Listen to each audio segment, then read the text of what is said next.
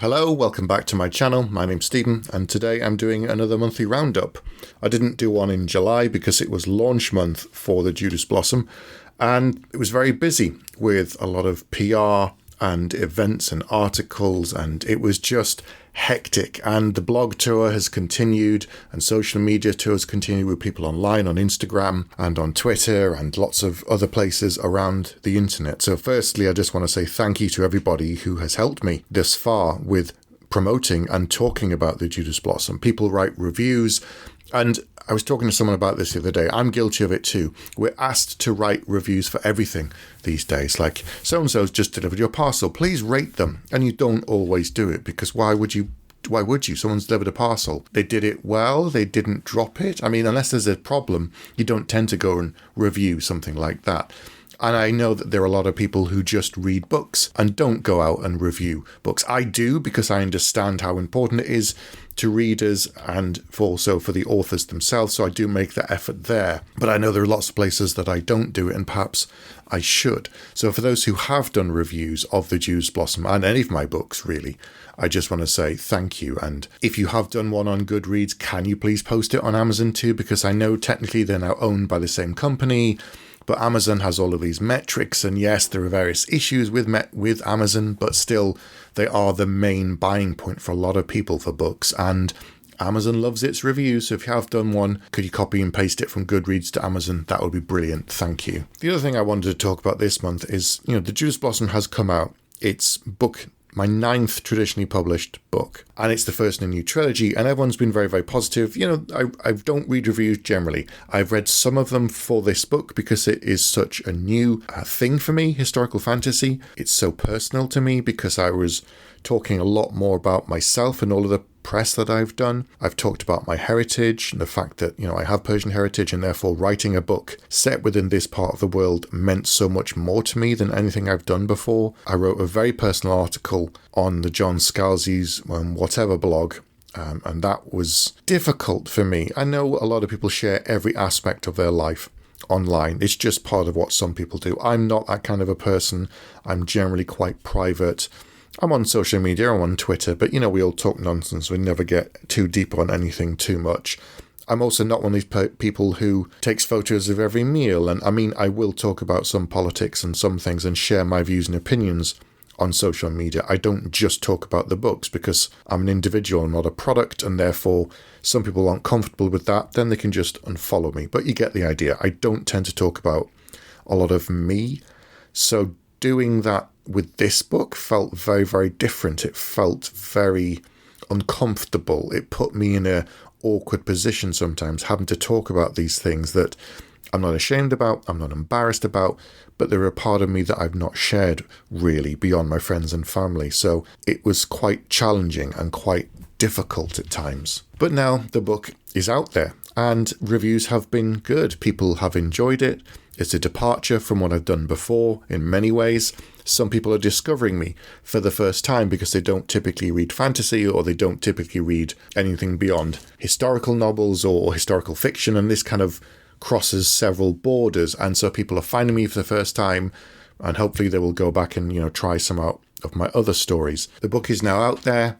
People are reading it, and I can't do anything about it. So I'm focused on writing book 3 as it happens. I've got about 8 chapters left to write on the 3rd book in the trilogy. I'll be editing book 2 as well this year. Book 2 will come out in July next year, and book 3 July 2025. And I want to take a moment to say that as writers and as readers, I think we read a book, really enjoy it, and then we move on to the next thing. And it's particularly true with writers. With a series, you've got to finish the next book and finish the next book and get it done and get it wrapped up. And once that's done, it's gone out into the world. You're then talking to your agent and your editors about, well, what's next? What are we working on next? And you start planning ahead. And with traditional publishers, you have to work ahead because they've, as I said before, they have a list of authors. Let's say it's 30 authors and each person's working on a book. They've got to schedule them in for this year and the books for the next year. They've got to have balance in terms of They don't want two books that are too similar, too close to each other. So everything's planned ahead.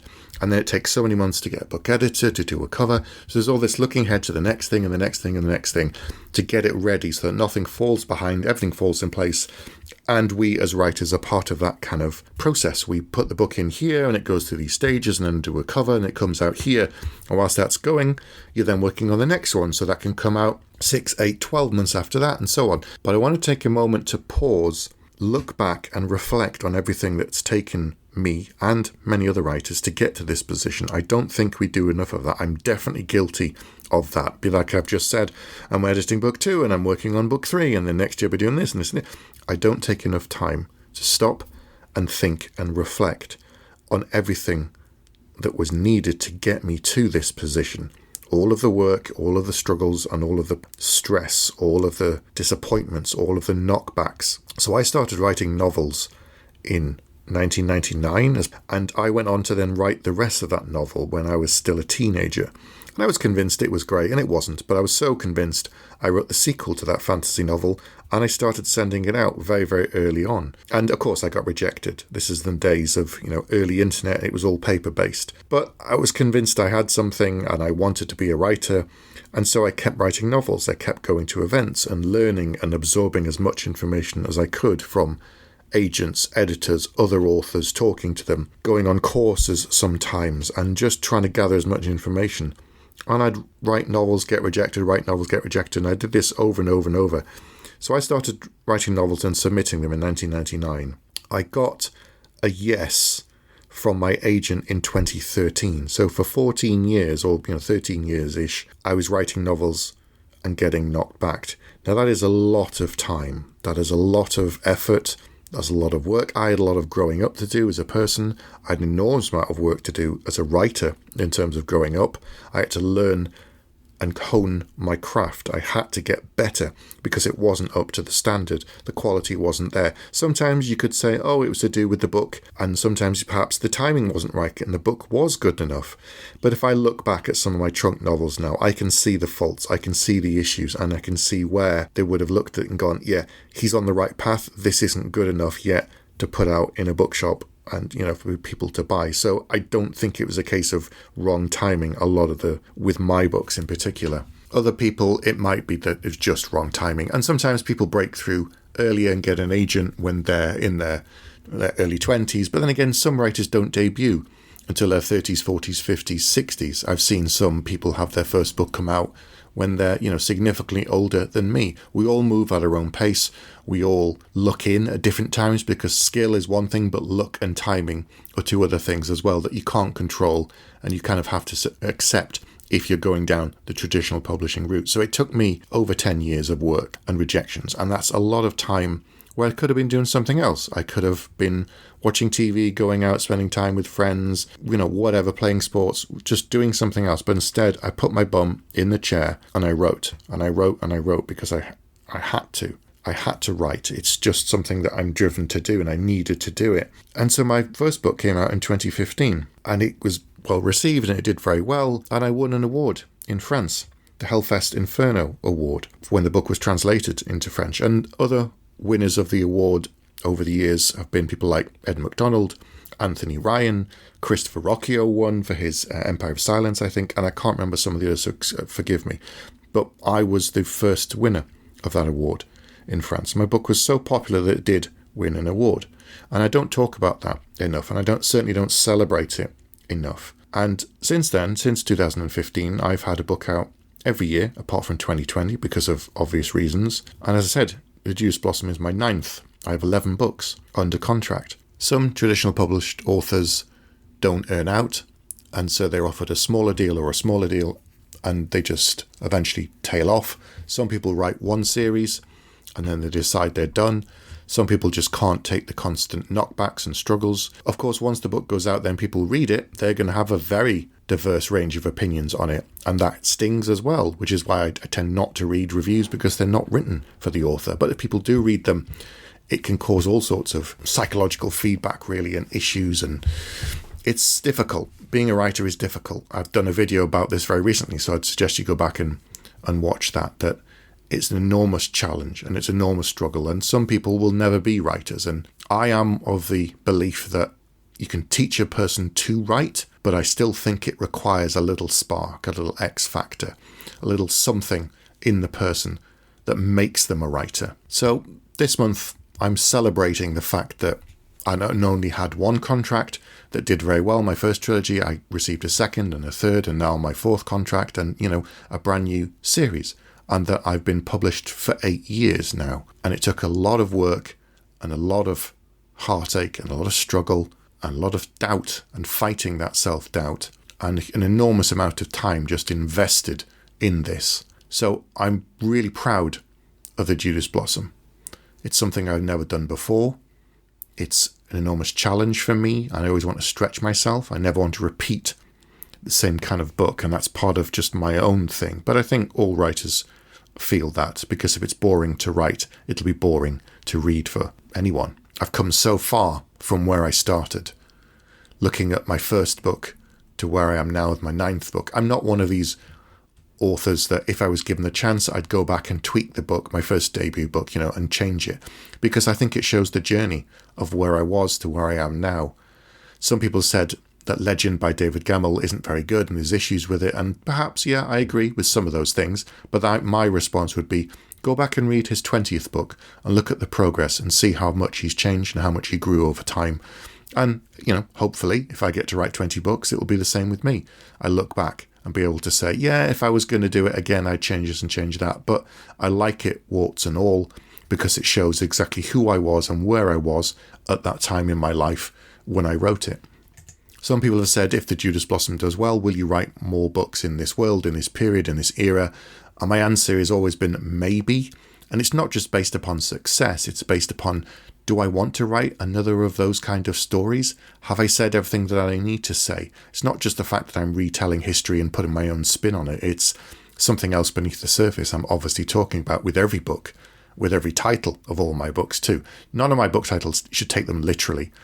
There's the obvious explanation, but then there's always something else. And it's the same with the series title most often. So will I go back to writing historical fiction set in Persia? Maybe. It's definitely a big maybe, because there's so many other kinds of stories that I want to tell. Maybe in a few years' time, on thinking about it and reflecting on the series, I'll realise that there's something else I want to say. There's something else I want to communicate to readers about the place, the people, the culture that I didn't do in that first trilogy. Or maybe I'll just be so busy with something else and be so in my head on something else that I won't want to at that time. But many of these things come around. I mean, look at Tad Williams. It was nearly 20 years after he wrote Sorrow, Memory and Thorn that he has now come back to the world of Austen Ard and has written the trilogy that people are crying out for. And he probably could have done it sooner, but maybe he just wasn't ready himself. So I'm just going to continue to say maybe until I find the time, or I find the space in my head, or I have the right story to tell. So while I am looking ahead to the next series that I'm going to be planning and working and writing,